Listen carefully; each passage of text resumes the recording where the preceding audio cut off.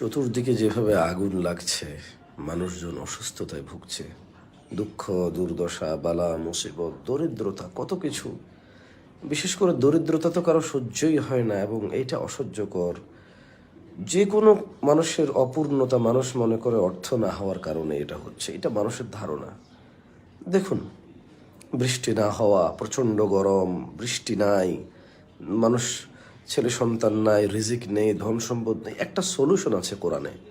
ওয়াল্লাহি শুধু রাসূল সাল্লাল্লাহু আলাইহি সাল্লামের উপরে না, রাসূল সাল্লাল্লাহু আলাইহি সাল্লামের পূর্বে যে নবী রাসূলরা ছিল তাদেরকেও আল্লাহ এই সুসংবাদ দিয়েছে, অফার করেছে। কি বলেছে তিনি? ইস্তাগফারু রাব্বাকুম ইন্নাহু কানা গফফারা।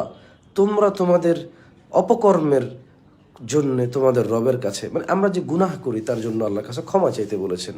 ইস্তাগফারু রাব্বাকুম, তোমরা তোমাদের রবের কাছে ক্ষমা চাও। ইন্নাহু কানা গফফারা, তিনি অতীব ক্ষমাশীল। ইউরসিলিস সামা আলাইকুম মিদরারা, তোমরা ক্ষমা চাইলে তিনি আকাশ থেকে বৃষ্টি বর্ষণ করবে।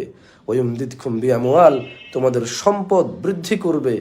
ওয়াবানিন, তোমাদের ছেলে সন্তান দান করবে। ওয়াজআল লাকুম জান্নাতিন ওয়াজআল লাকুম আনহারা, তোমাদের তিনি ধন সম্পদ দেবে, ছেলে সন্তান দেবে, তিনি জান্নাত দিবে, ওই জান্নাতের নিচে নহর বইবে। শুধু আমরা বলতে হবে, হে আল্লাহ, আমাদের অপকর্মগুলো ক্ষমা করুন।